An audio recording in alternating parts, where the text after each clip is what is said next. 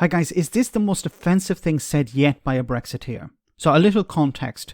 Kate Hoey was Labour MP for Vauxhall from 1989 to 2019, but left the party a year later. While ironically being a Labour MP, she supported things like fox hunting, grammar schools, English votes for English laws, voted against same-sex marriage, and of course is a backer of Brexit. Boris Johnson sent her to the House of Lords in 2019. Now, she threw her support behind both Nigel Farage and George Galloway to form the Grassroots Out movement, an anti-EU group. She, like the DUP, campaigned for Brexit under the impression that it would put a hard border on the island of Ireland. But because that didn't happen, she and extremists like her threw their toys out of the pram and engaged in a whole range of campaigns to undo the Northern Ireland Protocol. But let's get to what she said this week, which is one of, if not the most offensive comments yet from a Brexiteer in high office. And if Stormont goes back with this present Winsor Framework, they in fact would be almost like what happened during the war with the Vichy government, where all those MLAs would be collaborators with a kind of colonial government, taking foreign laws from a foreign legislature governing much of our economy in Northern Ireland and keeping us in a foreign customs code. How do you even respond to something like this? I don't know which it is. Is it more stupid or more offensive? Comparing the EU to Nazi Germany and comparing Stormont, which is the parliament in Northern Ireland, the assembly and the executive, to Vichy France. Does she understand what happened and what the Vichy government did in France during the 1940s? What is it with the House of Lords, and under Boris Johnson, of course, just sending the worst of society into this upper chamber? You know, there's talk about reforming the House of Lords. This is an example of why you need to get rid of the House of Lords. The worst of society is, you know, ushered into this upper chamber where they make decisions, important decisions for society, or vote on important decisions. This is somebody who campaigned for Brexit because she hoped that it would put a hard border on the island of Ireland.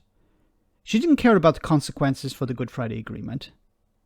Along with the DUP were not supportive of the Good Friday Agreement until recently because it benefited them politically.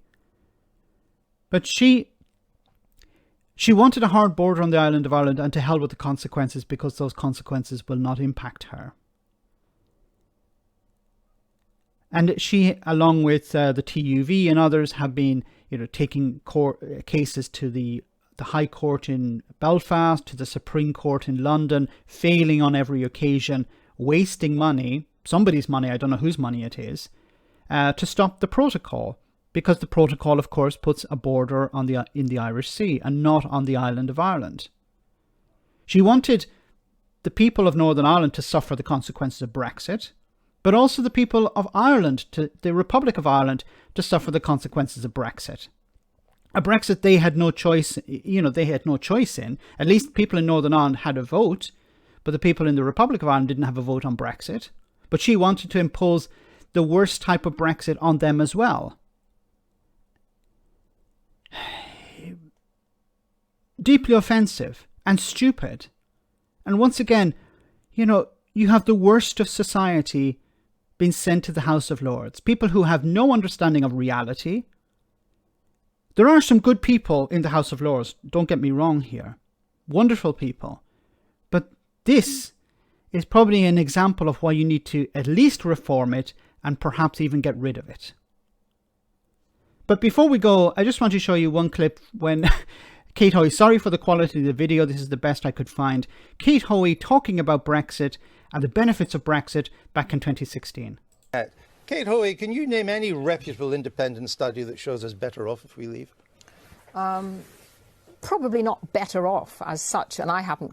Well, even one that says we'll just be the same. But you see, I think. Could you name any reputable study? I think we're discussing this with great respect, in the wrong way. I mean, clearly the. Well, with great respect, I think our viewers would quite like an answer to the question. Can you name any reputable study that will show us better off, or even just the same, if we leave? Well, I can't actually produce a study that says. No, I can't. There are no benefits to Brexit, but I'm going to campaign for Brexit anyway, and I'm going to support Brexit, even though it has been demonstrated to be a failure. Let me know in the comment section, guys, what you think about all of this. As always, your comments are greatly appreciated. Thanks a lot.